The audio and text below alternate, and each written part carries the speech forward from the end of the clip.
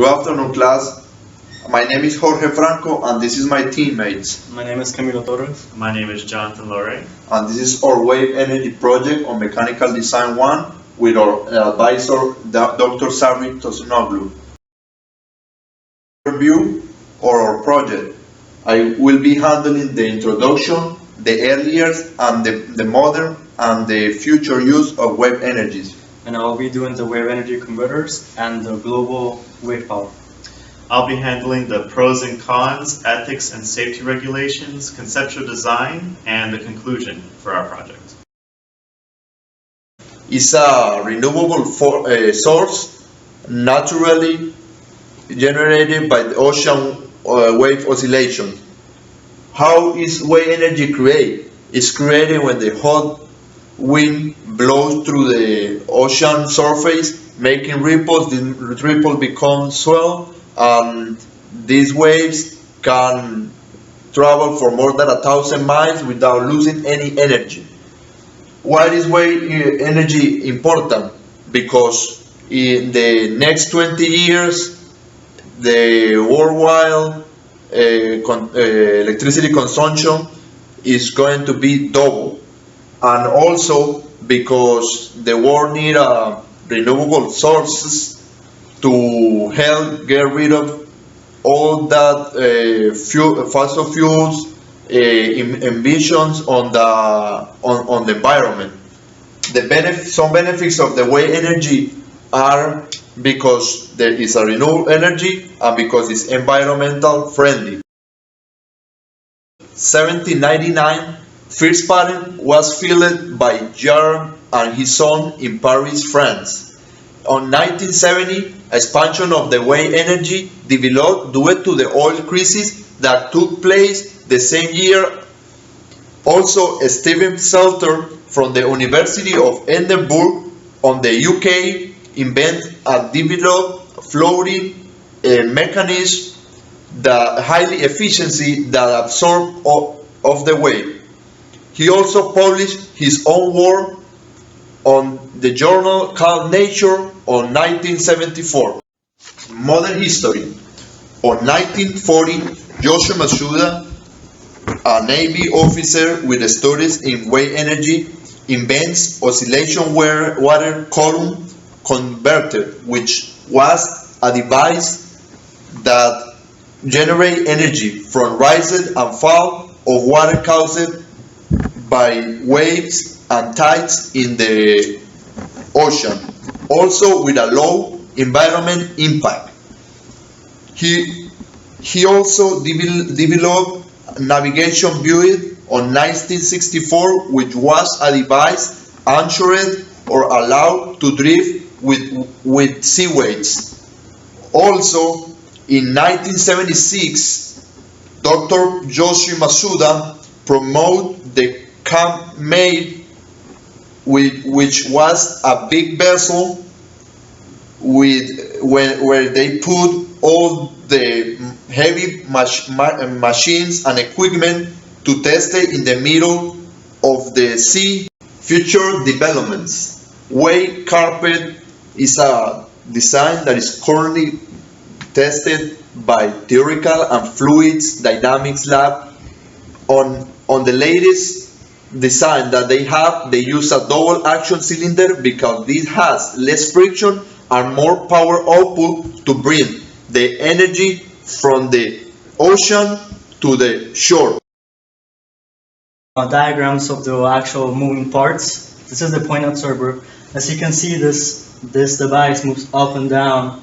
It is made by a floating device, which uses the motion of the sea to create the kinetic energy, which is then gathered from all directions and converted into power by hydraulic pumps. Then I have the submerged pressure differential, which is under the surface and near the shore. This captures the rising and falling on the sea, similar to this one, but this is underneath. And by doing this, it has two alternator pressure pumps on the bottom, which convert the kinetic energy again into power, which is carried by. And these two models have, in the bottom of the ocean, they have a junction box which relays the power by a cable under the sea to the shore. Here I have the attenuator, which is made by floating segments, which there could be multiple segments at a time, and these work by they're placed parallel to the ocean. As the waves come in, it creates a motion in the arms, and the motion that is created is what makes the power. So the hydraulic pumps are powered by these movements.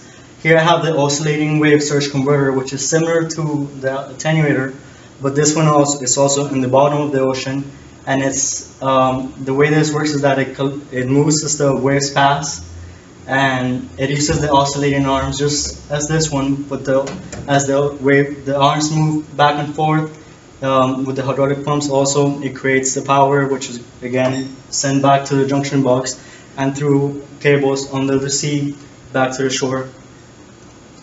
Okay, here I have two more complex models. Here's the oscillating water column, which is a partially submerged structure, and what it does is that it collects the pressure from the air, and through a turbine here, it uses the air that is flowing through, and that's how the power is generated. As a similar device, we have the overtopping device, which it captures all the water in a reservoir, and then uses the potential energy of the water, and as it goes through the turbine, that is how the energy is created, and then the power from these two is just created by the turbines. Energy. There's 5 pros to 4 cons, so you know it's actually more beneficial to use wave energy. First off, it's renewable. There's an indefinite amount in the world. As long as there's water, as long as there's magnetic fields, there's always going to be wave energy available to harvest. It's clean, it's green, it doesn't emit any greenhouse gases or foul toxic emissions. It's consistent, reliable. Pretty much waves will always act as waves. They're never going to deter in any way unless it's a seasonal change. It has high global potential to meet the world's standards of energy because it's very efficient in terms of per unit area, per energy given. In fact, 1/2000th of the world, if equipped with water buoys and wave farms, can actually prepare the entire world's energy demands. However, for cons, it's still very early in the stages of development, so costs are going to be pretty high, investments are going to be pretty high, because the technology hasn't been fully developed yet. It's very unpredictable, risky, maintenance-wise and manufacturing. Parts are constantly touching the water. It's also unforeseeable how it will affect sea life. There hasn't been enough data, research, or implementation of these devices to study if they will, in fact, affect any sea life. So, the ethics and the safety. So obviously, as I said before, a huge con is we're not really sure the big if. Will it, in fact, harm sea creatures? Will it, in fact, deter resources from getting to specific spots because of all the wave harvesting? Waves could be displaced, changed due to these machines, and just change whole entire ecosystems and disrupt habitats that have been, firmly fermented on the sea ground and on the sea top. And just it's a lot of unknowns, many questions. We're not sure if an anchor dropping from the top of the water to the bottom will affect seaflow of aquatic marine life. We're not sure if a bouncing buoy on the top of the wave will affect any sort of fish or birds or any other sort of sea life. And just in general, it's very unpredictable. We just need to do more testing. We need to do more research with it.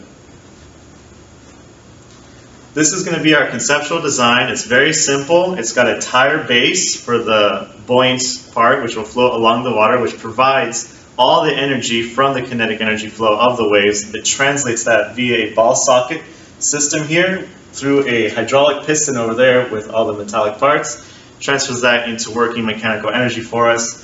It's very eco-friendly and recyclable since we do use materials like steel, which is very light, durable, and cheap to produce for the more metallic and durable necessary parts.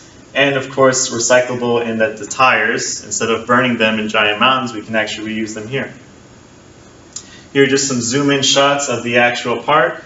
This is just a back piece here. This is the under part where it actually touches the surface of the water on the bottom of the tire. And here's just a very zoomed in portion of the hydraulic piston showing the motion will go back and forth as it bobs and weaves on the water, the tire. And to conclude, wave energy, is it smart to invest in? Well, currently, Great Britain is doing just that. They're right now leading the world in wave energy production, and smartly so, I would say, since they're making great feats in that, and I believe it's a good 7% of their energy production right now is from wave energy. It's very ampant during the winter, and even though waves aren't as rampant in the summer, there's still solar energy that can cover that department, so it's a very convenient seasonal mix of energy usages. We still, of course, have to be ethically very careful, put always safety first. We're not really sure how this will affect marine life. We have to be very cautious in our designs that we choose, and we just have to collect data and synthesize it properly to come up with proper solutions for the future of wave energy.